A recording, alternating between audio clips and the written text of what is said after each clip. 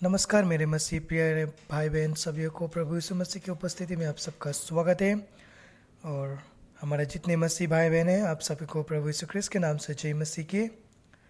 आज हम फिर से जिस प्रकार प्रकाशित वाक्य को लेके हम बात विवाद कर रहे थे, जिस प्रकार हम प्रकाशित वाक्य को लेके सीख रहे थे, जान रहे थे इसके बारे में, क्योंकि हर मसीह का जरूरी है। और मैंने कहा था कि जितने दिन भी हो सके हम इस प्रकाशित वाक्य को लेके आगे बढ़ते रहेंगे, पार्ट टू पार्ट आगे हम बढ़ते रहेंगे। तो आइए, पिछले संदेश में जैसे हमने सुनी थी कि छठवीं मोहर और सातवीं मोहर पे दो घटना है।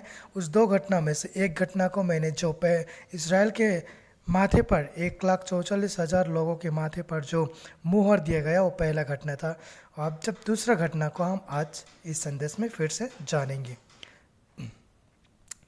आइए, इसके लिए हम वचन को रखेंगे। जो पहला घटना जो है वो प्रकाशित वाक्य 7 का 1 से 8 में से है। दूसरा घटना जो है प्रकाशित वाक्य 9 से 17 तक है। तो आज जो हमें 9 से 17 तक आज हम एक्सप्लेन करेंगे। दूसरा घटना इसमें है। दूसरा घटना क्या होने वाला है छठवीं और सातवीं मोहर के बीच में।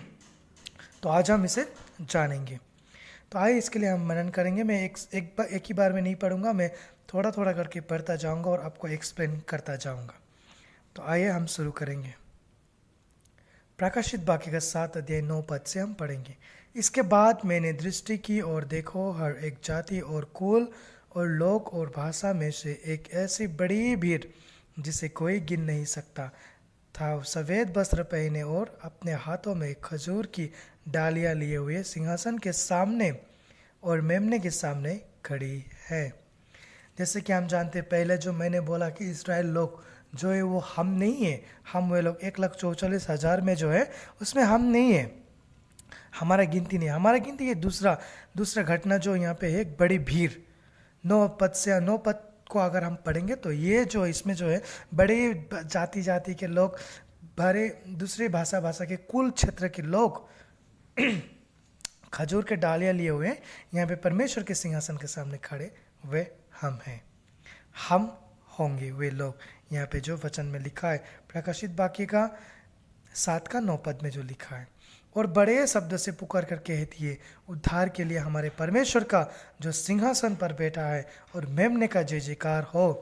और बड़े शब्द से जो वहाँ पे जो जितने लोग, पृथ्वी के सारे लोग जो होंगे वहाँ पे, जितने मसीह विरोधी के समय इस पृथ्वी पर रहेंगे, और बाकी लोग जो है धर्मी, सब परमेश्वर के सिंहासन के न्याय खड़े होंगे।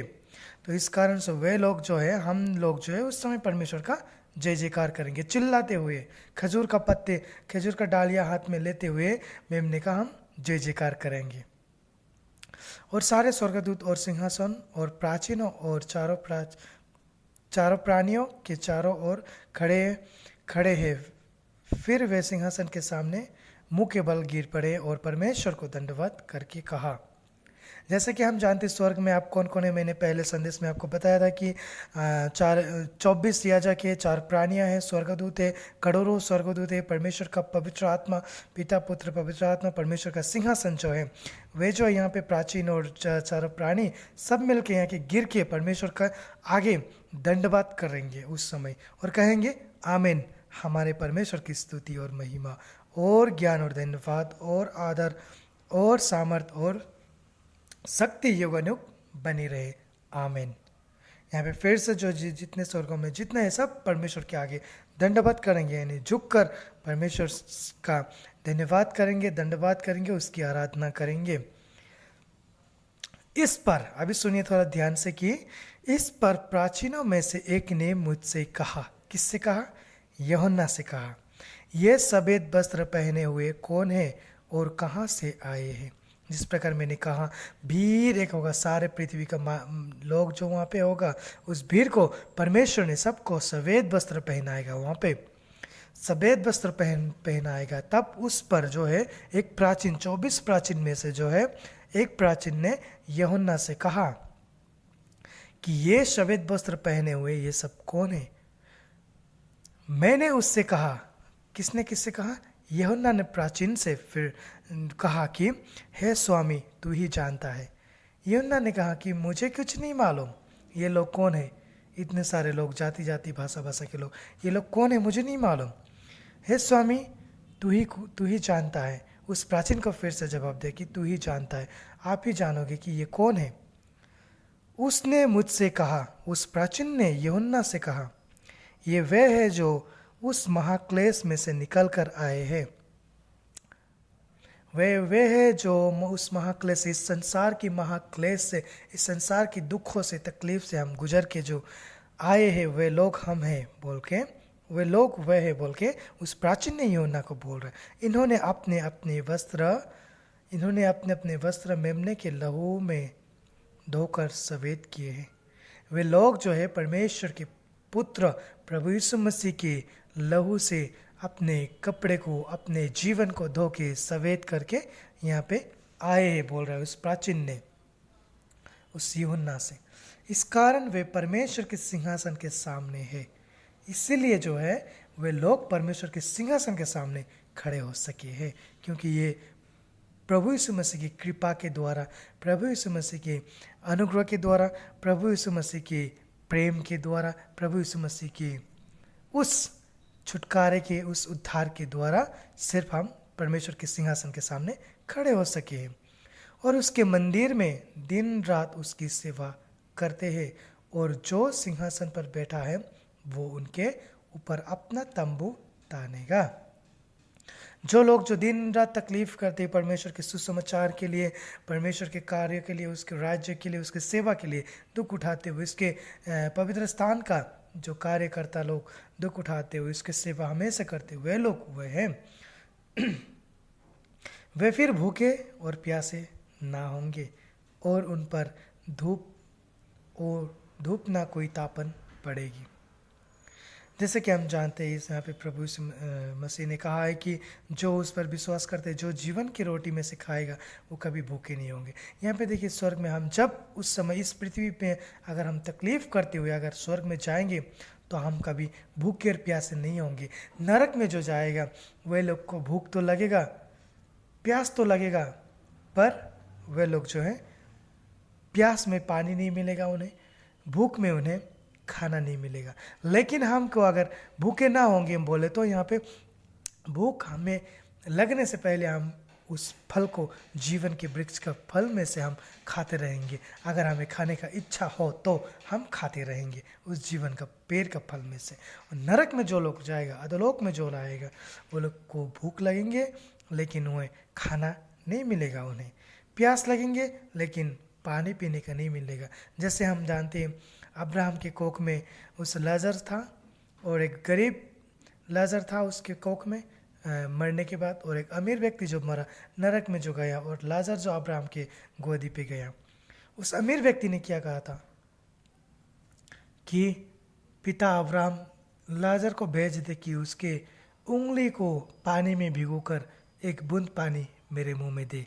यानी कि प्यासे होते हैं अधोलोक में, भूखे भी होते हैं, लेकिन वहाँ पे पानी और ना खाना कोई नहीं मिलेगा, कि कुछ नहीं मिलेगा आपको।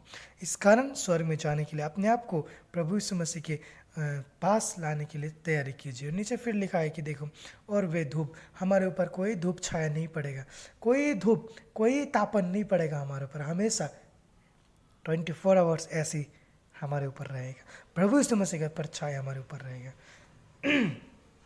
क्योंकि मेमना जो सिंहासन के बीच में है उनकी रखवाली करेगी। प्रभु यीशु मसीह स्वयं हमारी रखवाली करेगा और उन्हें जीवन के रूपी जल के सोते के पास ले जाया करेगा, और हमें जीवन रूपी जो जल, जो परमेश्वर के सिंहासन की ओर से बहते जो जीवन के जल, मेमने के सिंहासन की ओर, वहाँ पे हमें ले जाएगा। और परमेश्वर उनकी आँखों से सब आंसू पोंछ डालेगा। अब इस संसार में रोते रहो, परमेश्वर के लिए दुख उठाते रहो, लेकिन स्वर्ग में एक दिन परमेश्वर आपकी आंखों में से, अपने हाथों से उस आंसुओं को पोंछ डालेगा। मेरे प्रियो, परमेश्वर स्वयं उसके हाथों से आपके आंसुओं को पोंछ डालेगा, मिटा डालेगा।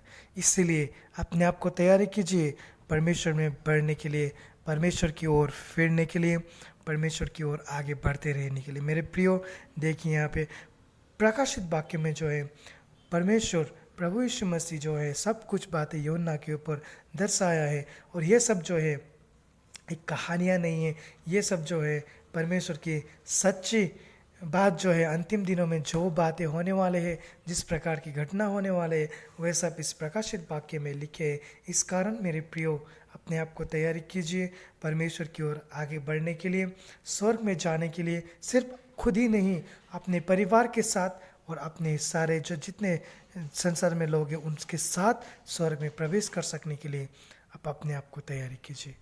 यहाँ पे आज मैं समाप्त करूँगा, और इससे भी और गहरे और भयानक बातें हम जानने के लिए आप जिस चैनल पे देख रहे हैं इसे आप सब्सक्राइब कर लीजिएगा, ताकि आने वाले समय जब भी मैं आपके लिए संदेश अपलोड करूँ इस प्रकाशित वाक्य में से, तो आप सबसे पहले सुन सकें और उसके राहों पे चल सकने के लिए आप अपने आप को तैयारी कीजिए। परमेश्वर अपने वचन हम सब के लिए आशीष करें।